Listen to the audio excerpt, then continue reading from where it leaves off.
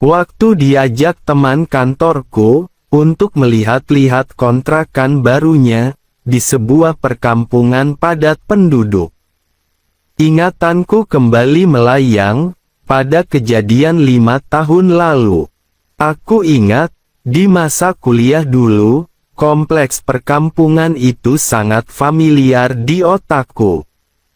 Apalagi, di komplek tersebut, aku pernah menjadi guru les untuk anak Mbok Wina, yang kemudian menjadi sebuah kejadian tak terlupakan antara aku dengannya. Sepenggal kisah yang sampai saat ini masih membuatku tak habis pikir, kok bisa itu terjadi.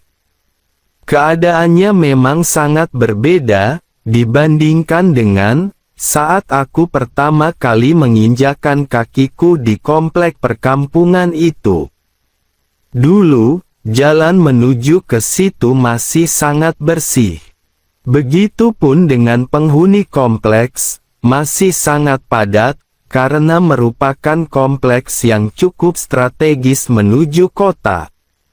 Rumah teman kantorku lebih masuk lagi dari gang masuk, sedangkan rumah Mbok Wina agak di depan, karena rumahnya menjadi satu dengan toko kelontong.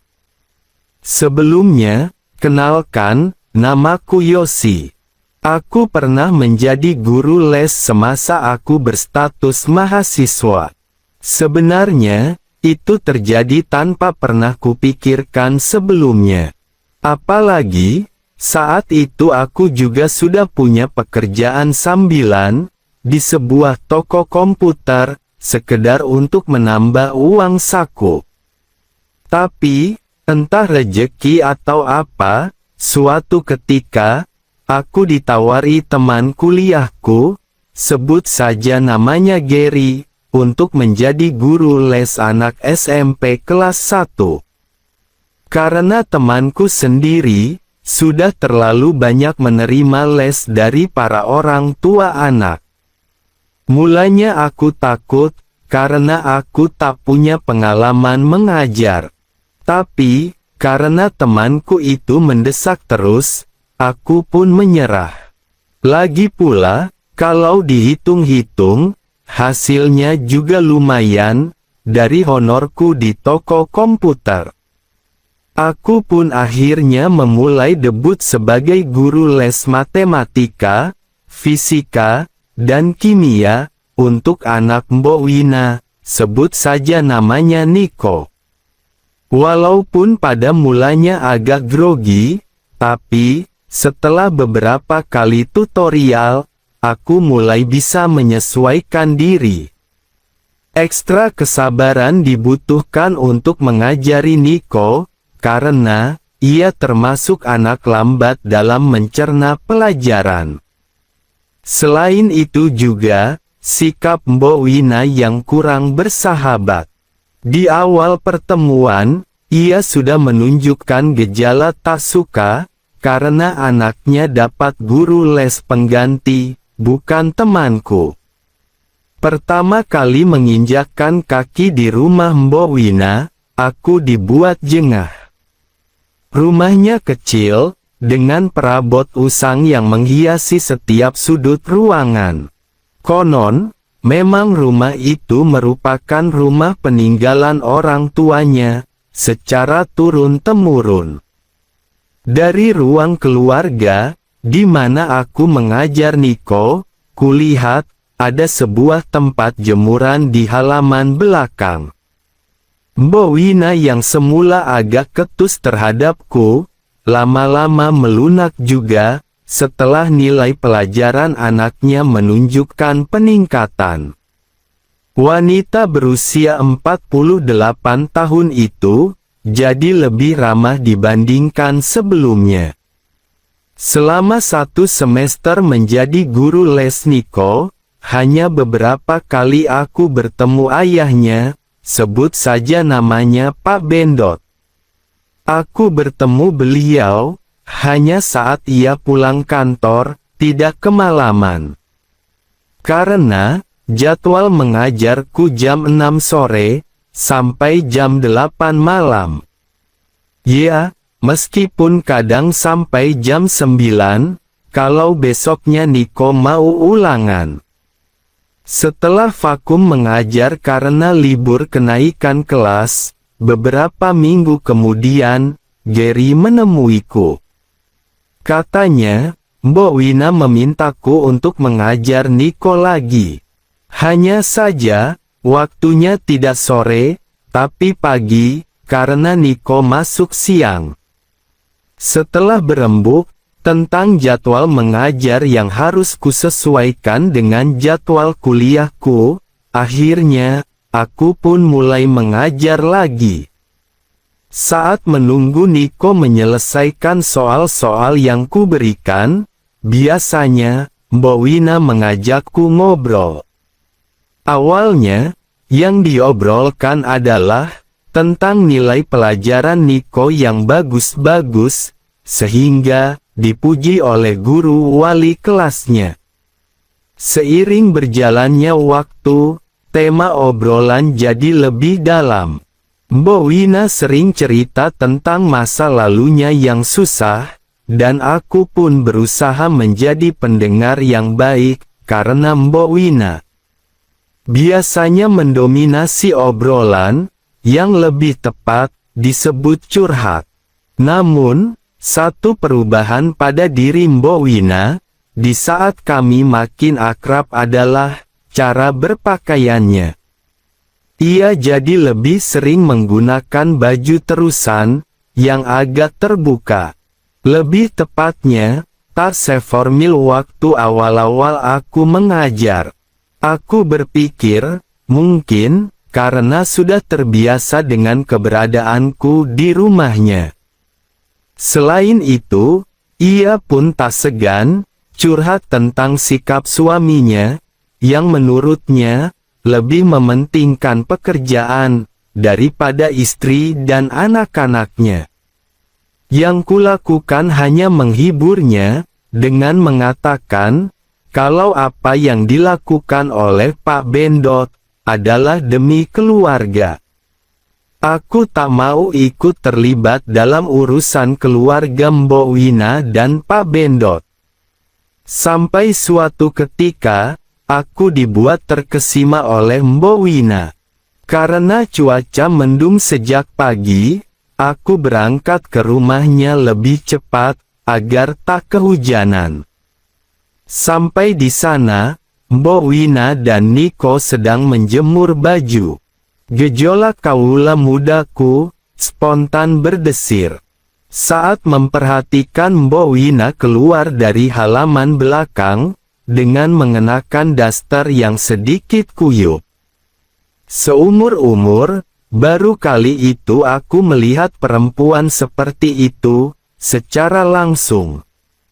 Ia memintaku untuk membantu meletakkan jemuran juga, tapi kutolak. Kukatakan dengan terus terang padanya, kalau aku sungkan. Mbok Wina lantas memintaku untuk menunggu di ruang keluarga, sementara ia masuk ke kamarnya. Tak lama kemudian, Mbok Wina yang sudah berganti baju, memanggil Niko, agar segera mandi, saat aku hendak berpamitan pulang, karena jam mengajar usai. Dan Niko pun berangkat sekolah bersama temannya. Saat itu, Mbok Wina minta padaku, agar jangan pulang dulu, katanya, ia minta diajari mengoperasikan laptop, yang baru dibelikan suaminya. Karena tak ada jadwal kuliah, aku tak keberatan. Lagi pula, tak lama setelah Niko pergi, hujan turun deras sekali. Itu adalah sebuah awal dari keakraban lainku dengan Mbok Wina. Otomatis, saat mengajarinya mengoperasikan laptop, tanganku sering menggenggam tangannya. Dan hal itu membuat jantungku dak-dikduk saja, ditambah lagi aroma parfum Mbok Wina yang begitu dekat denganku. Entah bagaimana mulanya, aku yang sudah diselimuti gejolakan tinggi, nekat menulis kalimat I love you di laptop, saat aku mengajarinya mengetik. Mbok Wina memandangku, sambil mengernyitkan dahinya. Lalu, dengan satu jarinya, Mbok Wina mengetik, maksudnya apa, dan ia menanyakan cara mengetik tanda tanya pada ketikannya itu. Kugamit tangan kirinya, dan kuletakkan di tombol shift, sementara tangan kanannya, kusuruh menekan tombol tanda tanya pada keyboard laptop. Dengan jantung berdebar, kutulis lagi, I love you Mbok, yang dibalas olehnya dengan tulisan, serius toh nak Yosi, tulisnya. Tanganku jadi gemetar saat menulis, seriuslah Mbok. Debaran jantungku makin kencang, Mbok Wina menyuruhku menutup mata, sementara ia mengetik di laptop. Aku kaget, sekaligus berbunga-bunga, saat aku membaca tulisannya, I love you to nak Yosi. Dengan agak ragu-ragu, kugamit lagi tangan Mbok Wina, sambil menoleh ke arahnya. Mbok Wina tak lantas menjauh, ketika kudekatkan wajahku. Sampai akhirnya, sebuah sambutan untuk pertama kalinya kuhaturkan. Sambutan yang semula biasa, lama-lama, makin menuntut. Seiring dengan deru angin, dan degup jantung kami, yang seolah berlomba. Mbok Wina ternyata lebih cekatan dari yang aku kira. Pasalnya, Mbok Wina membalas sambutanku itu, sedikit lebih liar dari sebelumnya. Entah berapa lama kami larut akan sambutan, yang diiringi gemercik air hujan saat itu. Yang dikhawatirkan saat itu adalah kehadiran tetangganya, yang setiap saat bisa datang tiba-tiba. Tapi, karena Mbok Wina sepertinya tak merisaukan hal itu, aku pun larut dalam gemerlap keindahan, yang makin menjadi itu. Tak lupa pula, tanganku pun mulai komat-kamit, mengambil anugerah. Yang kuasa, yang walaupun sudah agak melorot, namun, masih begitu nyaman. Aku memang pernah pacaran, tapi tak pernah sampai sejauh dan sebaik itu. Tak hanya sampai di situ, setelah rampung dengan anugerah itu, kulanjutkan berjalan ke arah rerumputan padang Sahara. Tapi, mendadak Mbok Wina seperti tersentak. Jangan dulu ya Yos, ujar Mbok Wina, sambil mendorongku. Kenapa Mbok, ucapku merasa sudah setengah jalan. Yuk lanjutin belajar laptonya dulu, ucap Mbok Wina, sambil membereskan kabinet serta jabatan negara. Aku pun bersikap biasa saat mengajarinya, meski degup jantungku masih tak karuan. Sekitar jam 2 siang, Mbok Wina mengajakku makan siang bersama. Setelah itu, aku pulang dengan perasaan berbeda dari biasanya. Malam hingga dini hari, aku tak bisa memejamkan mata. Kejadian dengan Mbok Wina terus saja membayangi benakku. Aku sama sekali tak menyangka, itu semua bakal terjadi. Semuanya berlangsung secara spontan, hanya gara-gara keisenganku. Aku bukannya GR, tapi, dari tanggapan Mbok Wina, sepertinya ia mempunyai perasaan yang sama padaku. Hatiku begitu berbunga-bunga, dan mungkin, entah esok atau lusa, bisa jadi, Mbok Wina akan memberikanku kesempatan, untuk melanjutkan lebih dari tadi, dan seperti yang kuharapkan. Jadwal mengajar Niko berikutnya berganti dengan aktivitas lain dengan Mbok Wina saat Niko pergi ke sekolah. Alasannya sama, Mbok Wina ingin belajar laptop, walaupun kenyataannya tidak. Begitu Niko berangkat, kami langsung ngobrol basa-basi, diselingi candaan mesra. Dan ya, kali itu, aku dapat kesempatan lebih dari sebelumnya. Tanpa bicara, Mbok Wina tiba-tiba menyiapkan anugerah itu padaku. Aku dibuat takjub pada persiapan-persiapan itu. Perlindungan lain yang di dalam sengaja tak digunakan, sehingga aku bisa memberi perhatian secara langsung, tidak seperti sebelumnya. Selain itu, Mbok Wina tersenyum saat aku menjalankan tangan ke arah padang, yang kebetulan tak kutemui segitiga bermudanya. Bahkan ia merubah haluan, agar aku bisa leluasa memberi perhatian mulia. Saat aku tengah sibuk dengan pekerjaanku itu, secara mendadak, Mbok Wina mendorongku, hingga aku terduduk di kursi.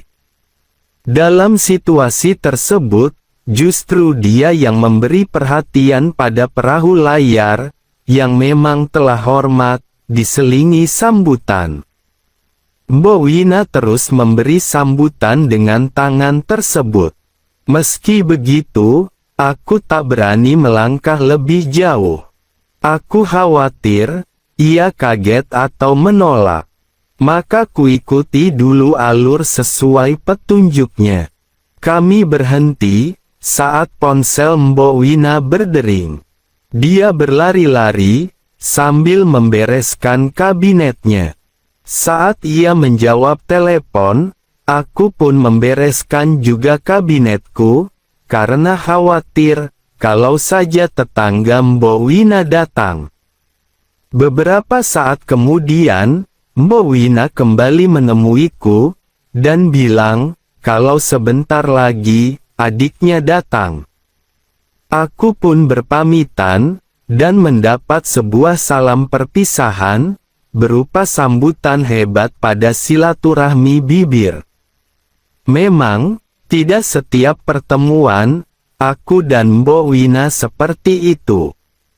Tapi terkadang pula, aku diliputi rasa bersalah pada Pak Bendot, suami Mbok Wina. Meskipun aku jarang bertemu dengannya, tapi sikapnya baik padaku. Namun, gejolak kaula mudaku saat bertemu dengan Mbok Wina, mengatakan lain.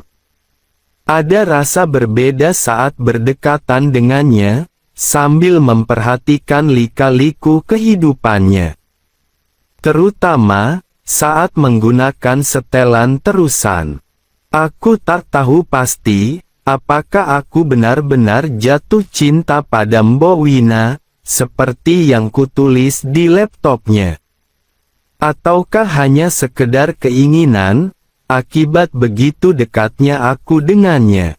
Yang jelas, aku jadi sering merindukan Mbok Wina, terutama saat Niko libur, yang berarti, aku juga libur mengunjunginya. Hingga tiba pada saat libur semesteran Niko telah usai, bersamaan itu pula, akhirnya, kudapatkan kejutan indah darinya. Tak seperti biasa, pada hari pertama memulai les itu, Mbok Wina memintaku untuk datang lebih awal, sekitar jam 3 siang. Karena, malamnya Niko ada acara bersama keluarga. Sebenarnya, pada jam itu, aku ada jadwal kuliah, tapi, kukorbankan, demi tak ingin rugi kehilangan waktu bertemu Mbok Wina. Saat aku tiba, Mbok Wina sendiri yang membukakan pintu, dan mempersilahkanku masuk. Suasananya lengang sekali, padahal, biasanya Niko juga ikut menyambutku. Mbok Wina menyuruhku menunggu di ruang tamu, sambil mengatakan, kalau Niko sedang tidur siang. Ia masuk untuk membangunkan Niko, dan sesaat kemudian, menemuiku lagi, sambil membawa sebotol minuman ringan. Katanya, Niko susah dibangunkan, dan aku diminta menunggu sebentar. Aku termangu, sambil memandanginya yang duduk di kursi, tepat di depanku.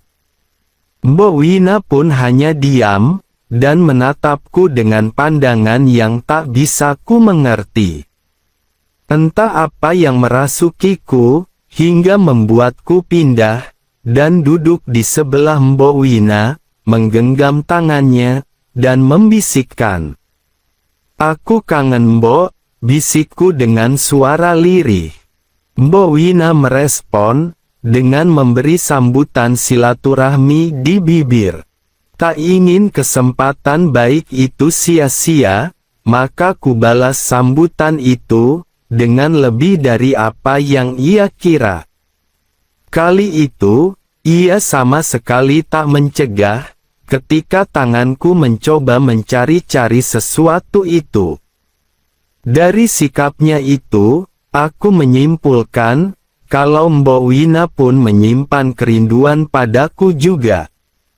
Tapi, tak lama kemudian, dengan nafas yang tak teratur, Mbok Wina beranjak, dan bersimpuh di depanku.